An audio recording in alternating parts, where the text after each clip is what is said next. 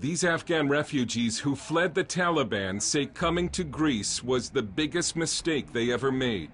They call their life in Greece a nightmare. They hide in their flat as much as possible to avoid being beaten up in the street. And they told us if they could, they would go back to Afghanistan immediately. The only thing worse than being in Greece during the economic crisis is being a refugee or an immigrant. The economic collapse has turned many Greeks against outsiders, especially from non-Western nations. Greece's economic meltdown is causing society to unravel, and some are looking for scapegoats. Greece is one of the main entry points for illegal immigrants into the European Union, and a new report by Human Rights Watch says the number of attacks on foreigners in Greece is surging. Sahar Lankar from Iran is a Christian who ministers to refugees in Athens. If they look different than Greeks, like if they're Pakistanis or they are Afghans or they look Chinese, they have to be really careful because now they get beaten up for no reason. Like Ahmad from Pakistan, who was beaten up by a large group of people. They are asking me, what's your country? Then the beating. Some blame the far-right party Golden Dawn. Golden Dawn has been labeled neo-Nazi. They deny that, but this is what you find inside their offices: Mein Kampf by Adolf Hitler and a book of his speeches. Golden Dawn now holds 18 seats in the Greek parliament. It wants to use minefields to keep refugees out of the country. Golden Dawn has started to replace government services with its own, like food pantries for those in need. The spokesman says the food is free, but only for Greeks. It's not for non-Greeks, even if they're legal residents. This is only for Greeks of blood and ethnicity. They can come here and we will help them.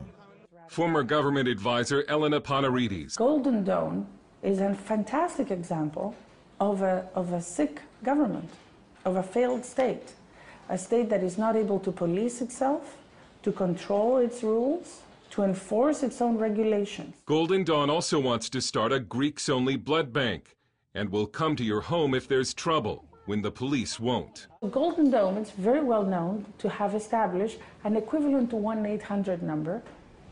People call Golden Dawn. These people are nothing else but bouncers. They use these guys to go in and then just clean everything up. They have the place painted and they give it back to you and they don't even ask you for money.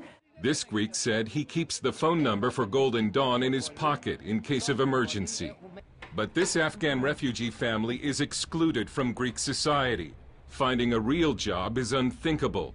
They survive only by raiding dumpsters and fixing and reselling old shoes and junk. Tahir says he can only send his 5-year-old boy to kindergarten if he and his wife agree to be the janitors, cleaning the classroom once a week.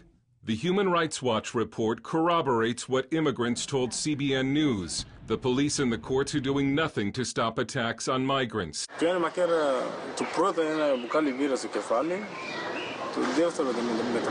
One reason could be that it's reported the police overwhelmingly support Golden Dawn. Tahir says the police are the fascists. Not only is there no protection from the police, they say the Athens police try to destroy their merchandise, sometimes running over it with police motorcycles. You never know when the fascists will attack, but when they see foreigners, they beat them up, especially women with headscarves. When they have to go outside, they travel only in groups. Sarah calls life in Greece terrifying.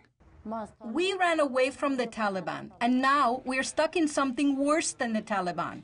With the Taliban, we would be dead and it's over. Here, it's torture every day. This family's home in Afghanistan was destroyed by the Taliban. They made a dangerous journey to come to Greece.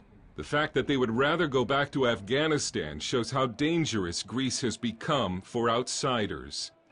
Dale Hurd, CBN News, Athens.